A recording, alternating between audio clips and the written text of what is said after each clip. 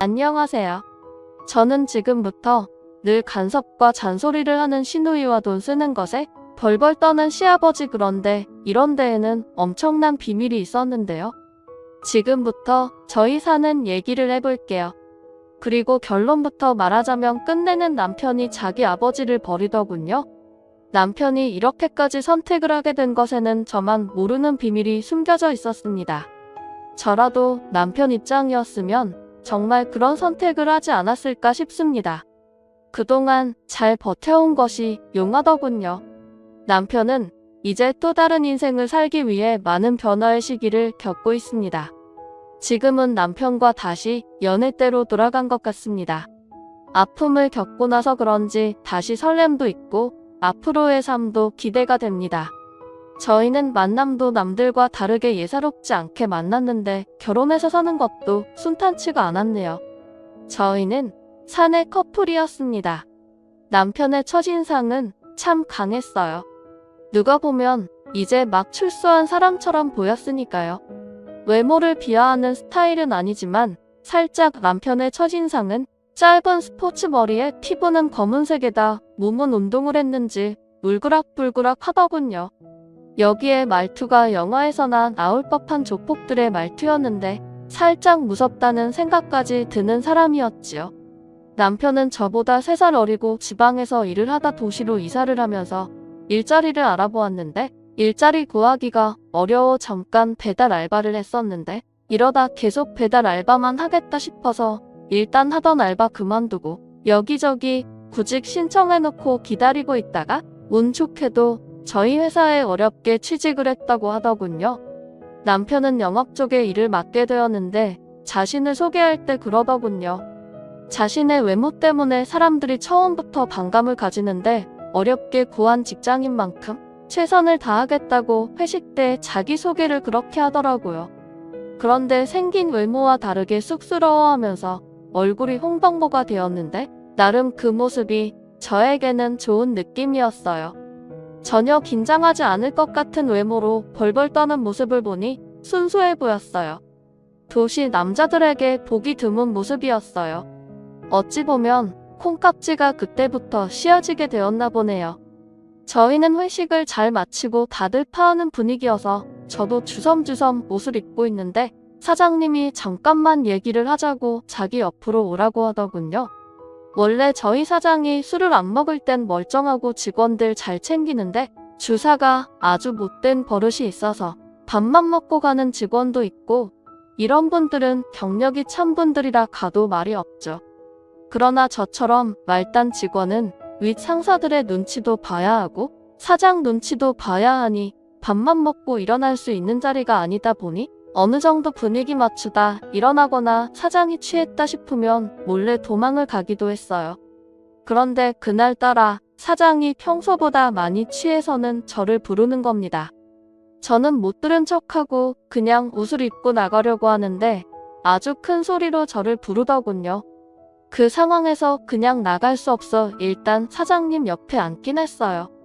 그런데 순식간에 이 사장 또라이가 제 어깨에 손을 넣었더니 저에게 기대려고 하는 겁니다.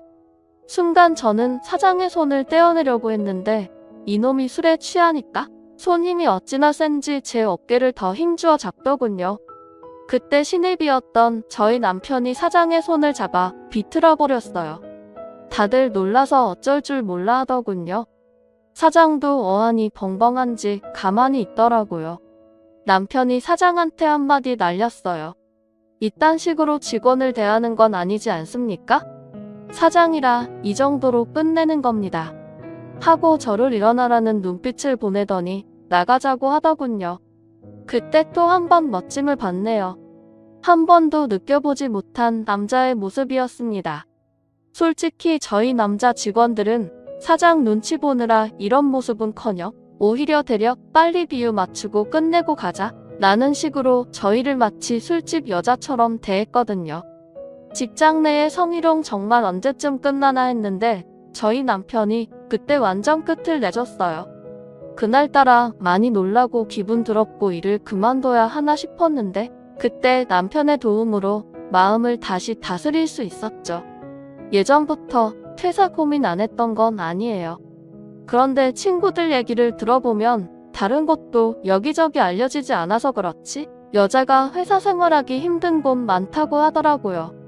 그나마 사장 이놈이 술만 안 먹으면 별 상관없는 회사였거든요. 저희 회사 일도 저에게 잘 맞고 재밌고 그동안 해온 것도 아깝고 그러니까 술만 먹으면 개 되는 사장 빼고는 다 좋은 곳이어서 그동안 버텼거든요. 그런데 이 일로 이제는 고민하지 않고 회사를 다니게 되었어요. 정말 다음에 회식이 있었는데 사장 절대로 참석하지 않았습니다. 사장 술만 먹으면 그런 사람인 거 직원들이 말을 안 해주니 자신이 그렇게까지 하는 줄 모르고 있다가 이번에 된통 크게 당하고 회사 내에 말이 돌면서 사장도 알게 되면서 자기도 들은 게 있으니 나중에 머쓱했겠죠. 어쨌든 자기가 알아서 자리를 피하더군요. 한 번도 사장한테 덤비는 사람이 없어서 꾸준히 추태를 보였는데 사장이 이제는 대련 남편의 눈치를 보더라고요. 남편의 아주 큰 활약으로 회식의 자리가 즐거워졌어요. 저희는 그날 이후로 약간의 썸을 타게 되었어요. 회식 자리에서 나왔을 때도 그대로 저를 혼자 보내면 안심이 안 된다고 하면서 집 근처까지 데려다주는 자상함까지 보이더군요. 그날부터 저의 심장은 다음날 이 사람을 멀리서 보는데도 자꾸 심장이 나대는 거예요. 저는 연애라는 것을 한 번도 해본 적이 없고 그냥 짝사랑 아니면 그냥 썸 이 정도만 해봐서 이번도 이러다 말겠지 했어요. 그런데 날이 갈수록 이 사람이 저에게 관심을 보이고 신경 쓰이게 하는 거예요. 그럴수록 저의 심장은 더 나댔어요. 점심을 먹고 나면 제자리에 커피를 가져다 놓질 않나? 퇴근 시간대가 되면 밖에서 저를 기다리고 있는 거예요. 저는 이 사람의 마음을 알고 싶어서 물어봤네요. 왜 나한테 잘해주는 거야? 잘해주고 싶으니까. 상사로서? 아님 누나로서? 참 가만히 보면 두뇌에 연애 안 해봤나요? 남자가 매일 커피 대령의 퇴근 시간에 맞추어서 기다리고 있으면 뭐겠어? 퇴근 시간에 기다리는 건 그냥 집이 같은 방향이니까 그러는 거 아니야? 바보, 멍충이. 이러더군요. 사실 저희는 회식 때 그 일이 있고 저를 집에 데려다 줬다고 했잖아요. 그날은 제가 놀라고 힘들었을까봐 어떠한 말도 하지 않더라고요. 그런데 다음날 또 저를 기다리고 있길래 저는 괜찮다고 거절을 했는데 이 사람 한다는 말이 자기도 저희 집 가는 방향이랑 같다고 하면서 저를 기다린 게 아니라고 하는데 조금 민망했어요. 저희는 그렇게 같이 버스를 타고 가면서 이런저런 얘기를 나누게 되었습니다. 제가 먼저 내리고 남편은 한두 정거장 더 가는 것 같았어요. 저희는 아침에 서로 다르게 출근을 하고 퇴근 때는 서로 약속이라도 한 것처럼 같이 움직이게 되었죠. 이상하게 저는 한 달 동안 이 사람과 다니면서 저녁 약속을 아예 잡지 않았어요. 이 사람도 마찬가지로 약속이 없었던지 저와 같이 퇴근을 했네요. 회사 내에서는 제가 상사니까 반말을 안 했는데 밖에서는 제가 누나니까 회사를 나오면 바로 반말로 말을 했는데 자꾸 자기 보고 동생 취급하지 말라고 하는데 그때까지도 저는 이 사람의 마음을 몰랐어요. 그냥 저 혼자만의 썸이겠니 했거든요. 눈치 없는 저를 위해 남편이 용기 내서 저에게 버스 안에서 프로포즈를 했네요. 그것도 2달밖에 안 봤는데 저에게 결혼하자고 하는 거예요. 놀라기도 했지만 얘가 아직 어려서 감정에 즉흥적이구나 싶었어요. 그런데 즉흥적이 아니구나 했던 게 반지도 준비하고 가방에서 꽃까지 꺼내면서 저에게 무릎을 꿇었어요. 버스 안에는 퇴근 시간대라 사람이 꽤 있었는데 그런 용기를 내서 처문을 하니까 거절을 할 수가 없었어요. 저희는 집에 가는 도중에 버스에서 내려 서로의 마음을 확인했네요. 정확히 그날을 첫날로 하고 회사엔 비밀로 하고 사귀게 되었어요. 늦게 배운 도둑이 날 새는 줄 모른다고 저는 연애라는 걸 처음으로 해서 그런지 제 삶이 이 사람 거 있냐 살기 시작했어요. 저라는 사람을 완전히 이 사람에게 맞추게 되었죠. 사랑을 하면 변한다는 말 실감이 되더군요. 감정 표현에 미숙했던 저는 남편을 만나면서 하나하나 변하기 시작했습니다. 좋으면 좋다고도 말하고 잘못했으면 미안하다고 사과도 하게 되고 완전 자존심도 내려놓게 되더군요. 이런 게 사랑의 힘인가 싶었습니다. 저는 이 생에 이 사람이 마지막 제 남자가 될 것처럼 열렬히 사랑했네요. 이 사람 또한 제가 그렇게 해주는 것에 고마워하고 많이 아껴주고 사랑해줬어요. 저희는 그렇게 비밀사내 연애를 6개월 하다가 결혼을 하기로 했어요. 만난 지 1년도 되지 않아 결혼을 결심했네요. 친구들은 무모한 결정 아니냐고 했지만 저는 솔직히 결혼이라는 거나 사람을 만나는 것에 대해 많은 시간이 필요하다고는 생각하지 않는 사람 중에 하나예요. 남이 저를 속이려고 하고 만남을 한다면 얼마든지 속일 수 있는 것처럼 짧은 만남에서 진심을 보았다면 괜찮다고 생각했어요. 그런데 결혼은 둘만 하는 게 아니라는 걸 결혼 준비하면서 알게 되었습니다. 결혼은 집안과 집안이 하는 거구나라는 걸 상견례 때부터 알게 되었네요. 그렇다고 결혼을 깰 정도는 아니었지만 결혼 생활이 순탄하진 않겠구나라는 생각은 들었어요. 그래도 이 사람 무조건 제 편이라 그냥 남편 믿고 결혼을 결심했던 것 같네요. 저는 지금까지 너무나 편하게 살아왔구나라는 생각을 자꾸 하게 만드는 것은 저희 시부모님 때문입니다. 결혼해서 살면서 제 인생에서 이렇게 힘들어 본 적은 없었던 것 같네요. 이제부터는 저희 시부모님과 신의 얘기를 해볼까 합니다. 사람이 자라온 환경이 다르면 다를수록 둘만의 문제가 아니구나 싶다는 걸 연인 때는 몰랐는데 결혼하고 나서 더 절실히 느꼈습니다. 특히 서로 부딪히는 일이 많은 것 같습니다. 양가 부모 쪽에 선물을 하나 하더라도 사소한 일로 싸우게 되더군요. 시부모님이 선물을 받고 트집을 잡으니까 그냥 넘어가는 게 없었어요. 특히 생일 선물은 서로의 감정을 더 자극하게 만들더라고요. 참고로 저희 친정은 잘 사는 편입니다. 그렇다고 시댁이 못 살진 않습니다. 시댁도 저희 집 못지않게 잘 삽니다. 그런데 너무 답답한 게 돈이 있어도 쓰지를 않으려고 해요. 그런데 아꼈다 어이없게도 가족한테 당하는 일이 생기긴 하더군요. 결혼하고 처음 시어머니 생신이 있었어요. 저는 나름 생각하고 고민 끝에 값이 좀 많이 나가는 가방을 선물해 드렸어요. 소위 말하는 명품이랄까요? 그런데 시아버지 질투를 하셨는지 어머님의 가방을 보더니 돈 자랑했다고 저를 앞에 두고 말을 하는 겁니다. 정말 민망했어요. 왜 저렇게까지 저러시나 했어요. 그런데 그러고 보니 제가 눈치가 없긴 없었네요. 한동안 잊고 있었는데 그러고 보니 생일날 난리가 나고 나서 예전 일이 생각이 났어요. 10,000원 쓸 때도 벌벌 떠신다고 해야 하나?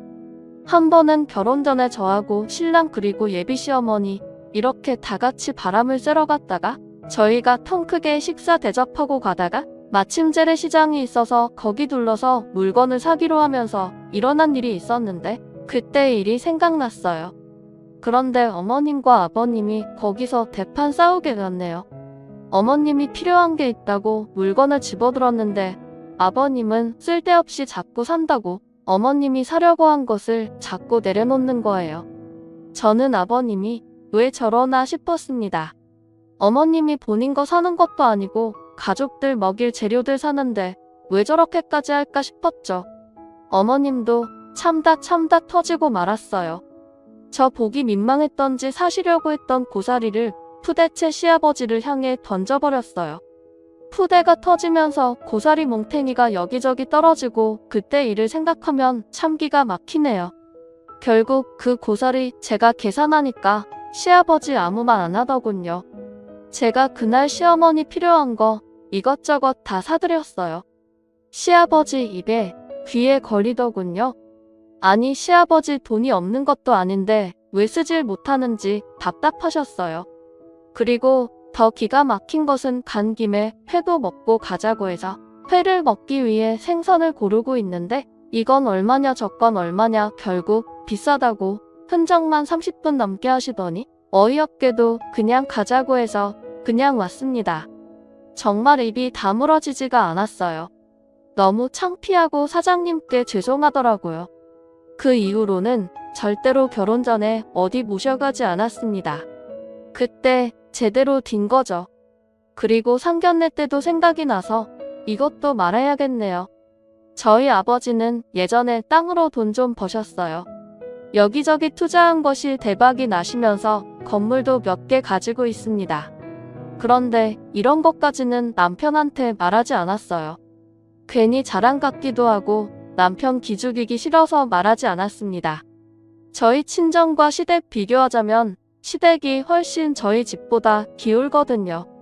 상견례 자리에서 저희 아버지는 신이 나셔서 제가 결혼할 때 차도 사주시고 집도 해주신다고 하는 거예요.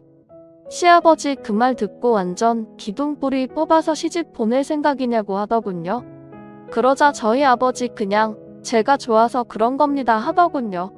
원래 딸들이 시집 갈 때 친정 기둥뿌리 흔들리게 하고 시집 간다고 들었는데 저희 집은 반대셨어요.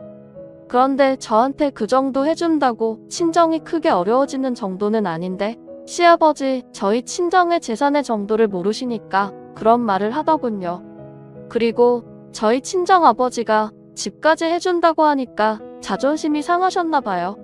시아버지가 고지식 하셔서 결혼할 때 집은 남자가 해야 한다는 식이더군요. 그러면서 웃긴 것은 해주시는 게 아니고 대출을 끼고 하라는 겁니다.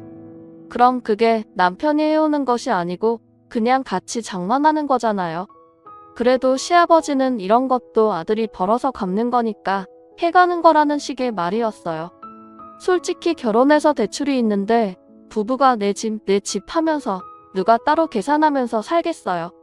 빨리 갚고 편하게 살려고 같이 벌어서 갚게 되지. 저는 집이라도 해주시면서 그런 말 하는 줄 알고 아빠가 집은 안 해줘도 되겠다 싶었는데 시아버지 말도 안 되는 소리를 하더라고요. 저도 사실 저희 친정 아버지한테 집, 차 이런 거 바라지 않는데 아버지가 좋아서 하신다고 하니까 말리진 않았는데 시아버지 말 들으니까 어이가 없었어요. 그런데 저희 아버지는 워낙 손도 크고 시원시원하신 분이라 예비 시아버지의 그딴 말 같은 거 신경 쓰지 않고 아버지는 집을 꼭 남자가 하라는 법 있냐 하시면서 화끈하게 사주시겠다고 했습니다. 저는 시아버지 그래도 끝까지 고집 부릴 줄 알았는데 저희 아버지 말 확실하게 대답 듣고서는 시아버지 못 이기는 척 받아들이더군요. 이 신보를 뭐라고 표현해야 할까요? 그런데 이런 데에는 다 이유가 있었다는 거를 나중에서야 알게 되었습니다. 그때 시어머니도 했던 말이 생각나네요. 자기 아들 그런 것 때문에 기죽는 거 아니냐고 하시는데 시아버지 시어머니 귀에다 대고 소곤대는데 예의가 아닌 것 같았어요. 괜히 저희 부모님께 죄송하더라고요. 시어머니 시아버지 귀속말이 끝나자 그냥 입으로 저희 아버지한테 사돈 이제 그만하세요. 애들 살면서 집도 장만하고 어려움도 알아야 돈 귀한 줄도 압니다. 저희 시어머니 갑자기 그런 말을 하더라고요. 아무래도 시아버지한테 코치를 받고 말씀하시는 것 같았어요. 그런데 아버지의 한마디에 시어머니 말문을 닫더군요. 시어머니야. 안 사돈 저는 애들한테 돈 쓰려고 이렇게 열심히 살고 돈 모았습니다. 저는 제가 애들한테 돈 쓰는 거 하나도 안 아깝습니다. 내가 돈이 쓰고 넘치도록 있는데 왜 고생을 시킵니까? 꼭 그렇게 자린고비식으로 교육 안 해도 부모 하는 거 보고 자란 자식들은 그렇게 안 해도 돈 허투루 안 씁니다. 돈 귀한 줄 안다고요. 저는 내 자식들 행복해하는 거 보는 게 낙입니다. 사돈도 아들 사랑한 만큼 주세요. 아꼈다 다 똥됩니다. 애들이 필요할 때 주는 게 돈을 제대로 쓰는 겁니다. 그리고 이런 건 다 내리사랑이라는 생각이 듭니다. 내가 내 딸한테 주고 훗날 내 딸이 또 자기 애한테 주고 주는 것이 얼마나 행복한지를 배우면 인간 말 좀 안 돼요. 아버지가 돈 있으면 주라는 말보다 돈이 쓰고 넘친다는 말에 꽂혀서는 시어머니. 아이고 사돈은 어떻게 돈을 그렇게 벌었답니까? 그렇게 많으시니까 퍼주고도 남으니까 주는 거죠. 저는 먹고 죽으려고 해도 없습니다. 말을 하니까 또 시아버지, 저희 아버지한테 지기 싫어서 자기는 돈이 있지만 애들이 고생이 뭔지 느끼게 하고 싶어서 안 주는 것뿐이라고 하더군요. 저희 아버지가 그 말을 놓치지 않고 말을 했어요. 사돈 그렇게 돈이 있으면 애들 필요할 때 주세요. 했더니 시어머니는 갑자기 화장실을 가고 싶다고 하면서 주섬주섬 옷을 챙겨 입으시더니 나가버리셨어요. 시아버지는 돈 얘기만 나오면 입에 본드를 붙여놓으셨는지 아예 말을 하지 않으셨어요. 그때 저희 아버지는 상견례 자리에서 몇 마디 나눠보고 저희 시댁분들을 파악하고 돈에 관해서는 그 이후로 말을 섞지 않으셨어요. 저희 시아버지가 그러셨거든요. 부모를 잘 만나요. 그것도 베풀면서 하는 거지. 했어요. 자라온 환경이 달랐다는 거죠. 저희 시아버지는 어릴 적 너무 없이 자라서 굶는 날이 엄청 많았다고 하더라고요. 그래서인지 키가 너무 작으세요. 160도 안 됩니다. 자라온 환경을 듣고 나니 이해는 되지만 안 써도 너무 안 쓰니까 이제는 이해보단 답답했어요. 그날 상견례 자리에 나오신 부모님들 의상만 봐도 알 수 있었어요. 신우 한 명 있는데 딸이라는 게 자기 엄마 옷 좀 사드리고 아버지 신발도 좀 사드리지 자기만 삐까 뻔쩍하게 하고 나왔더라고요. 옷을 잘 안 사 입는 사람은 뭐가 좋은지도 모르겠거니와 비싸면 손이 안 가잖아요.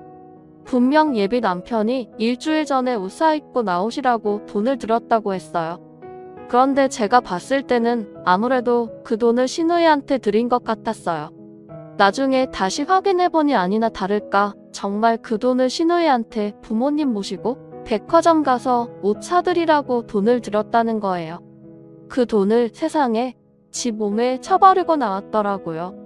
시어머니한테는 신우의 이것이 시어머니 시집 올 때나 입었던 옷이나 되려나? 알록달록 무슨 색종이도 아니고 아주 파란색 원피스에 두꺼운 허리벨트를 하고 스카프는 어찌나 촌스러운지 무슨 보자기를 목에 메고 있는 것 같았어요. 충격이었어요. 시아버지 역시 체키무늬에 양복에 신발은 뒷굽이 다 달아서 아주 안쓰럽더군요. 솔직히 처음 만나 시장 갈 때도 그때도 놀랐거든요. 그래서 남편한테 예비 시부모님 옷이 말도 못하게 입으셨길래 이 사람 기분 상하지 않게 부모님 옷 좀 사드리고 싶은데 사드려도 되냐고 하니까 안 그래도 자기가 돈을 주면 꼭 옷은 안 사 입고 다른 데 쓰신다고 하는 거예요.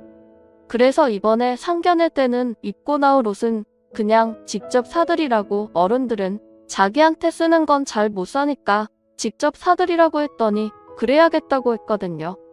그런데 이 사람이 결혼 전 계속 바쁘다 보니 결혼한 자기 누나한테 부탁을 한 모양이더라고요.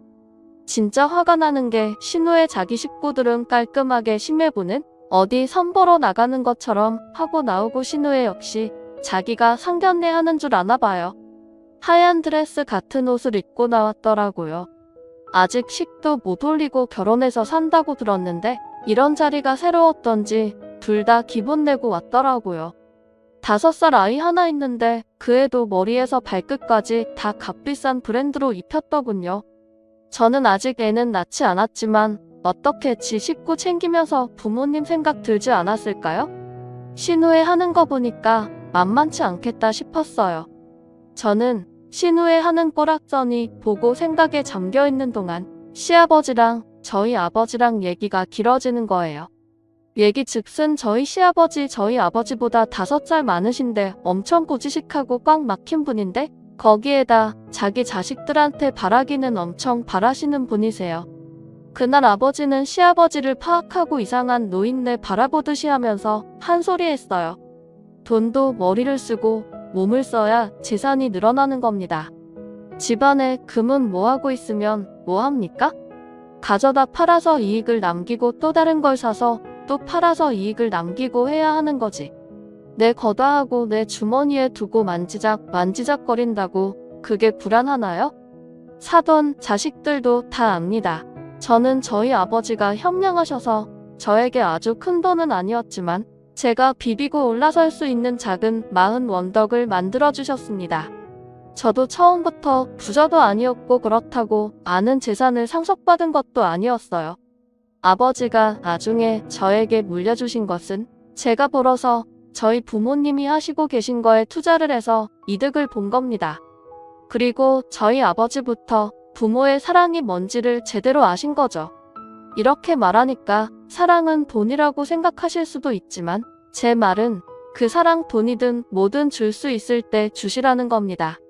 주는 것이 얼마나 기쁘고 행복한지 사돈도 한번 이번에 느껴보세요. 애들 결혼할 때 큰 거 하나 주세요. 지고만 있으면 뭐 합니까? 하니까 시아버지 얼굴 벌겋게 달아올라서는 입을 꼭 닫고 계시면서 술만 연속 들이키고 계시더군요. 아버지도 이렇게까지 저희 시아버지한테 강요하지 않으려고 했는데 시아버지께서 계속 먼저 자기는 가지고 있는 게 엄청 많다. 하지만 자식들 고생해봐야 돈 귀한 줄 아니깐 일부러 안 준다 이러니까 그냥 친정아버지가 일부러 더 찔러댔어요.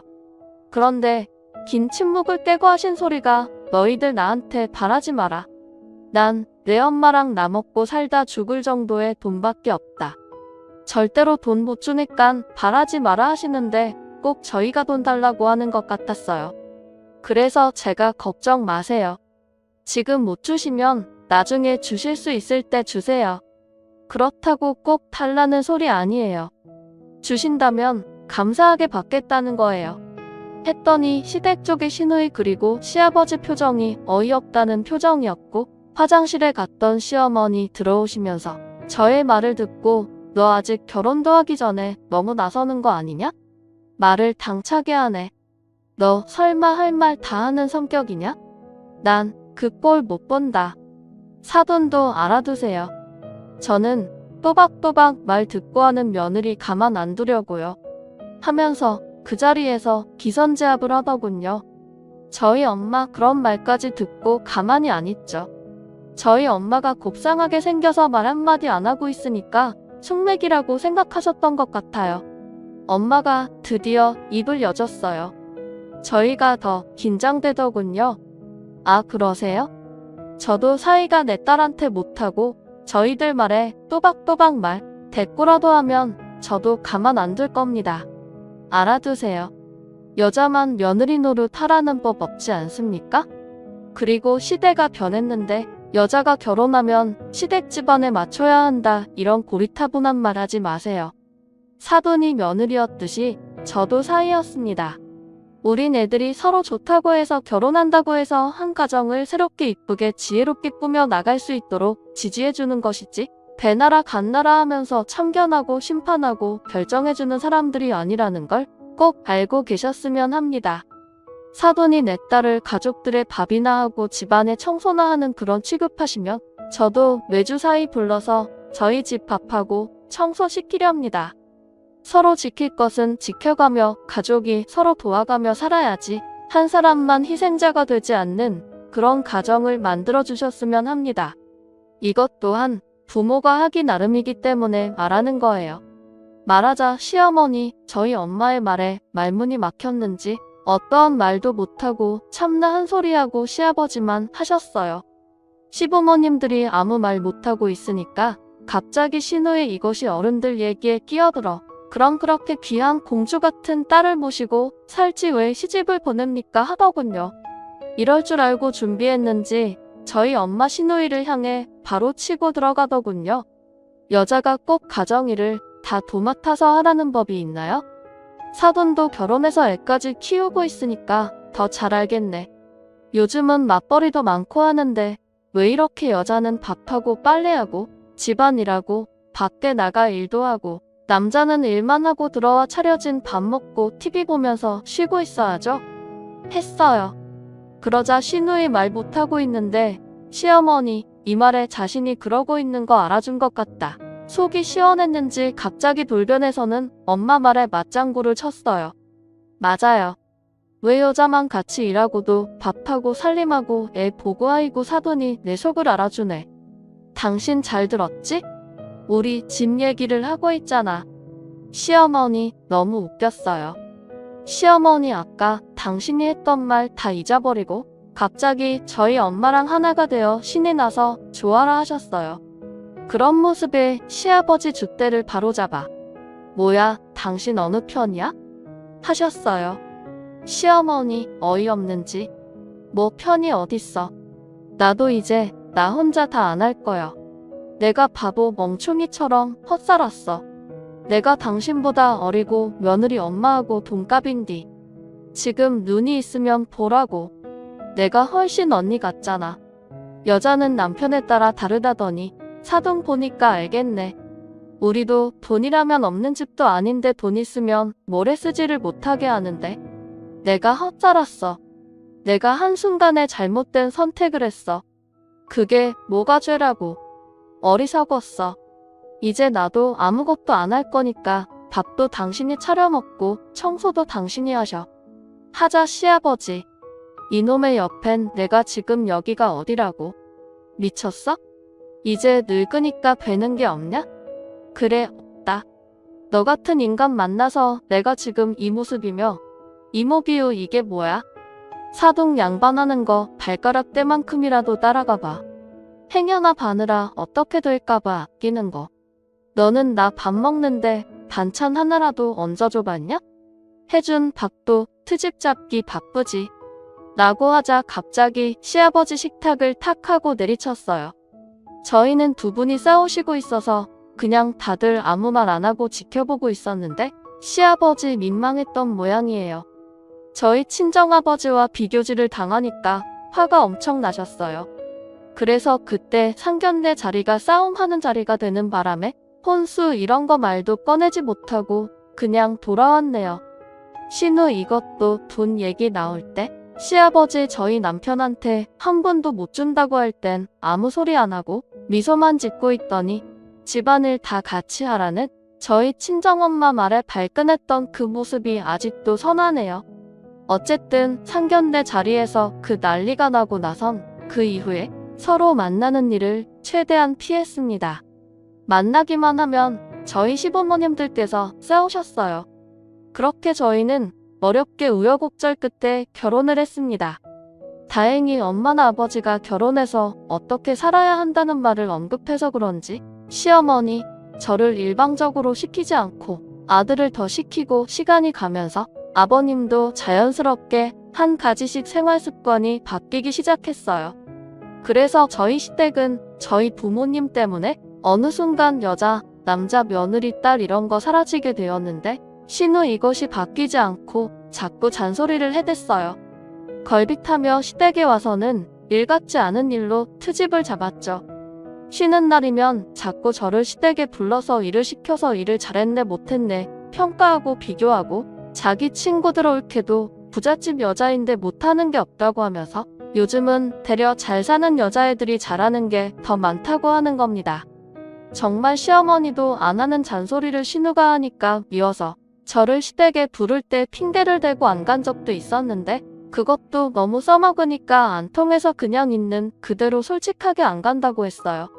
그랬더니 한 번은 그날도 어김없이 신우가 시댁에 왔다고 오라고 해서 그날은 진짜 그냥 쉬고 싶다고 못 간다고 했습니다. 그랬더니 신우 전화해서 어른이 오라고 하면 퍼뜩 달려와야지 버르장머리까지 거론하며 저에게 말대포를 싸더군요. 저는 남편과 싸우고 싶지 않아서 제 선에서 끝내려고 몇 번은 갔는데 이번만큼은 정말 가고 싶지 않아서 안 갔어요. 신우는 가만히 보면 꼭 일만 벌려놓고 저를 불러요. 그래서 더 가고 싶지 않았어요.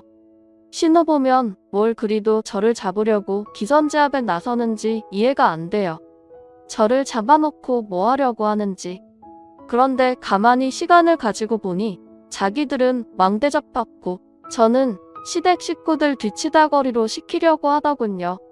싸가지 없는 신우, 지 딸 시댁에 데려다 놓고 뒤치다거리도 저한테 시키더군요. 애가 자기한테 뭘 해달라고 원하면 손모한테 해달라고 해 하면서 저에게 보내는 거예요. 아니, 신우 딸이 제 딸입니까? 왜 저한테 마치 자기 딸이 제 딸이냐 저에게 떠넘기시는지. 아휴, 또 흥분했네요.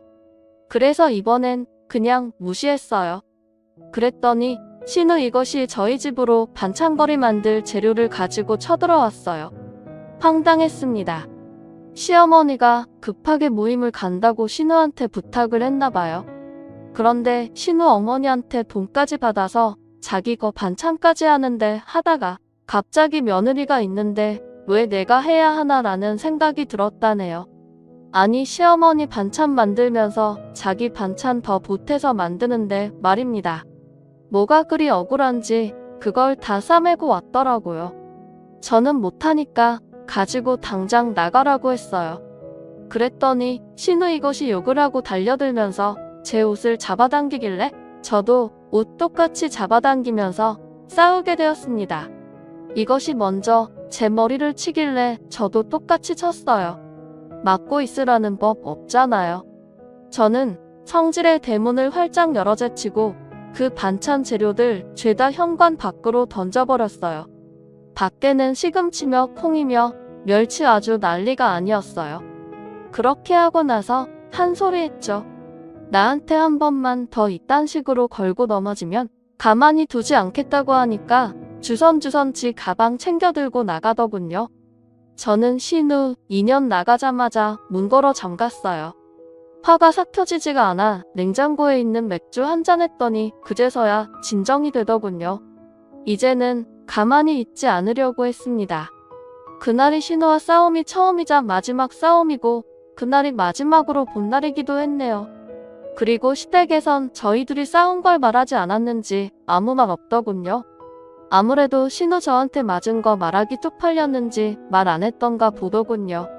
그런데 신우와 그런 일이 있고 나서 2달 동안 얼굴을 못 봤는데 그 이유가 저는 신우가 저를 피해 시댁에 오지 않은 줄만 알았는데 알고 보니 제가 결혼하기 전부터 자기 부모님 재산 늘려준다고 시어머니 모르게 시아버지만 꼬셔서 투자했다가 완전 쫄딱 망해버렸어요. 한 푼도 못 건지고 휴지 조각 되고 말았죠. 시어머니 하루는 전화해서 집에 빨간 딱지 붙이로 여러 사람이 왔다고 해서 서둘러 시댁에 가보니 정말 물건에 딱지가 붙어 있더군요. 그런데 시댁에 값 나가는 물건도 없지만 물건이 없어서 많이 붙어 있진 않더군요. 그런데 문제는 집이 넘어가게 되었더라고요. 평생 돈 벌어 집 장만하고 재산 늘리는 재미로 사신 시아버지. 자린고비에서 지독하게 돈 모은 거 다 날렸어요. 저는 사정이 어떻게 된 것인지 신우 전화해봤더니 전화는 없는 전화로 나오더라고요. 저는 서둘러 신우 집을 가봤는데 세상에 다른 사람이 살고 있었어요. 벌써 이사가고 튀었더라고요.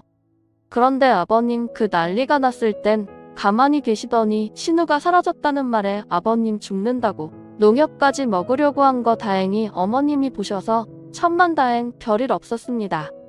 그 돈을 다 날려버렸으니 죽고 싶었겠죠. 저희는 그렇게만 생각했어요.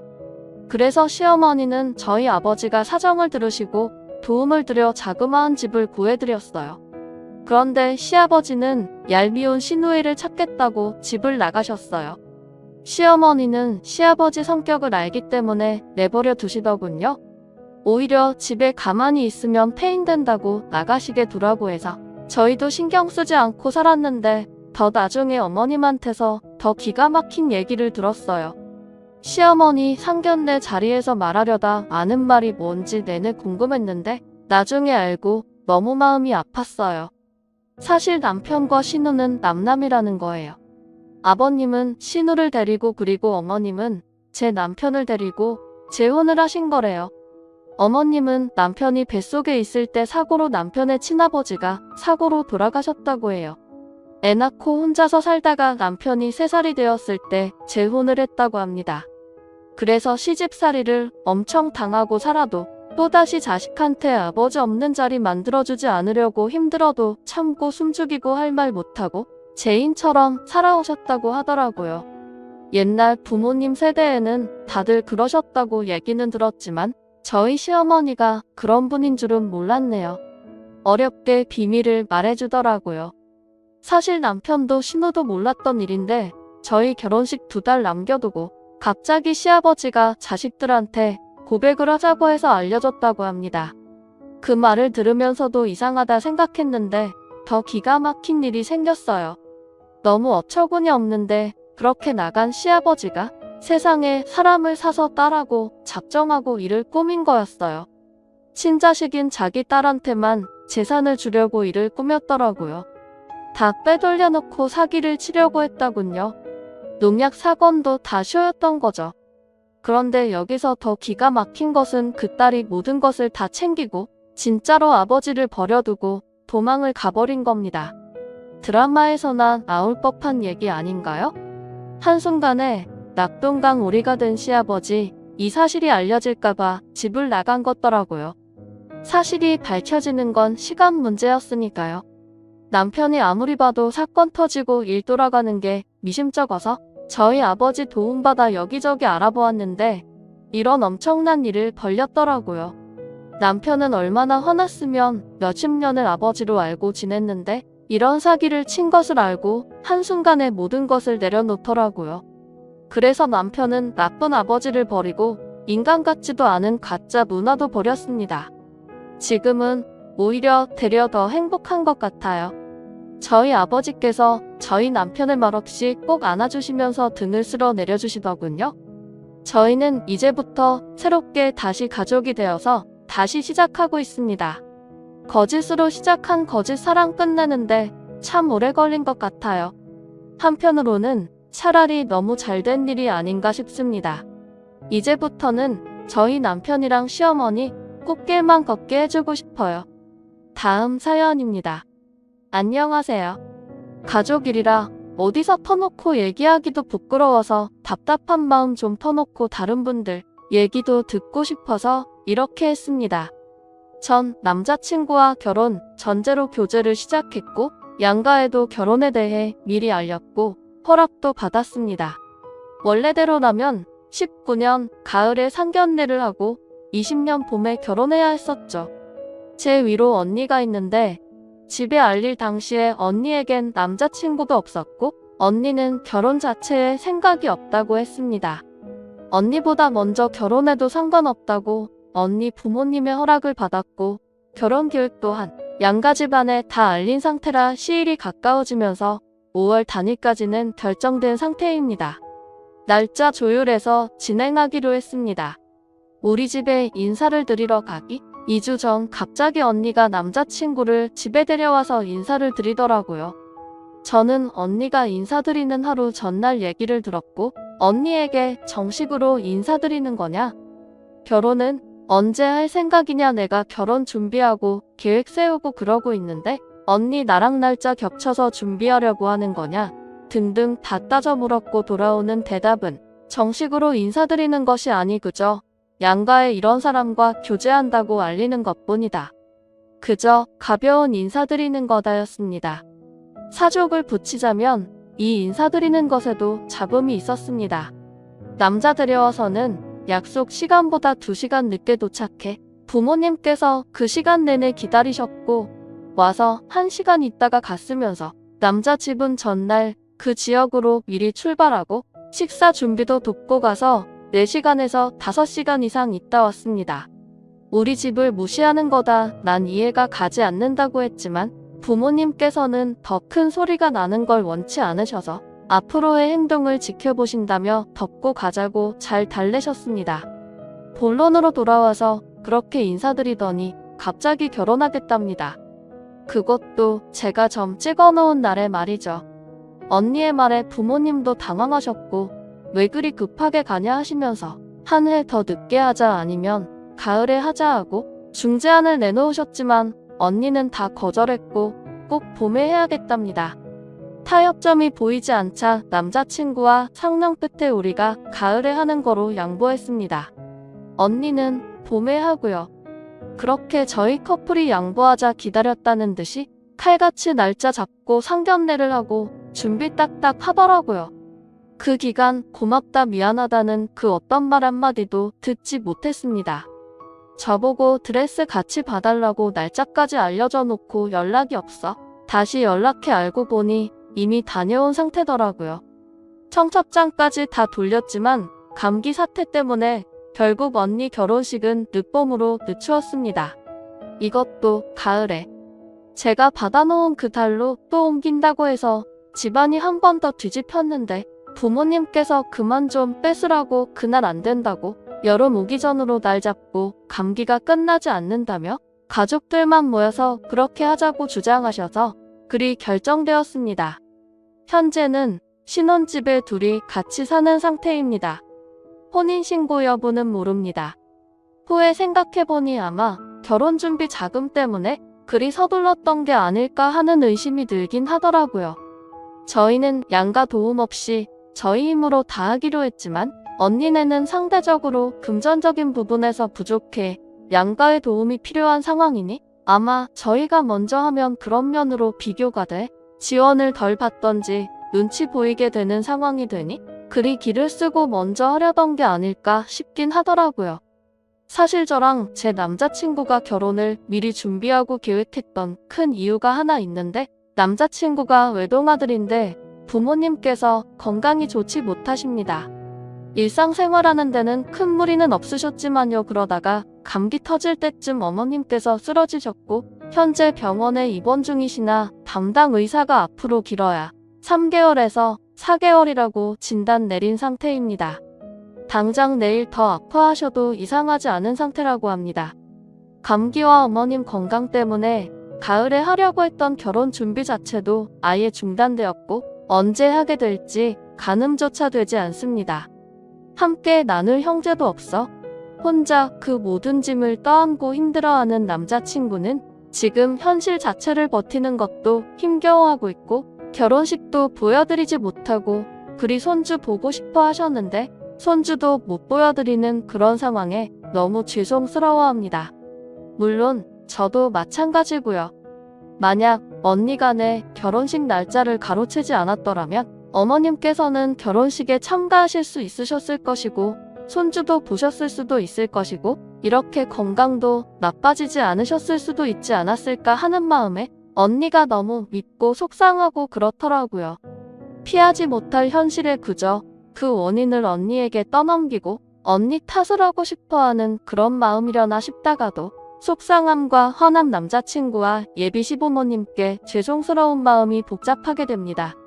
남자친구는 이미 지나간 일이고 우리가 결정한 거니 더 생각하고 되새기게 되면 우리만 속 끓이고 속상하게 되니 생각하지 말자고 더 얘기하지 말자고 했습니다.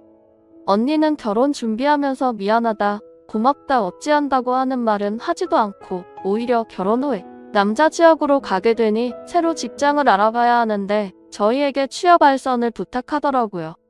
나 참 물론 거절했습니다. 그 지역이 제가 사는 지역과 가깝습니다. 앞으로 결혼한 이후에 언니네에 대한 도움은 전혀 없을 것이고 원래 있던 교류도 거의 다 끊은 상태입니다. 쓰다 보니 너무 길어졌네요. 생각도 정리가 되니 언니에 대해 반감이 더 커지고 남자친구에게 한없이 더 미안해지네요. 요즘 밥도 잘 못 챙겨 먹는데 이따가 오면 밥이랑 더 챙기고 그래야겠네요. 아참 빠진 내용이 있어 추가 조금만 더 하자면 매번 분란 있을 때마다 제가 언니랑 한바탕 하고도 집도 난리쳤지만 남자친구가 외동아들이라서 그런지 제 형제 자매에 대해서 관대하게 대하더라고요. 제가 난리치면 옆에서 남자친구는 오히려 좋게 생각하자며 말리는 그런 모습이라 저보다 제 남자친구가 제 가족에 대해 더 부끄럽게 생각하고 그러는 것 같더라고요. 그래도 제가 좀 더 강경하게 나갈 필요는 있을 것 같습니다. 오늘의 사연은 여기까지입니다. 구독, 좋아요 꼭 눌러주세요. 감사합니다.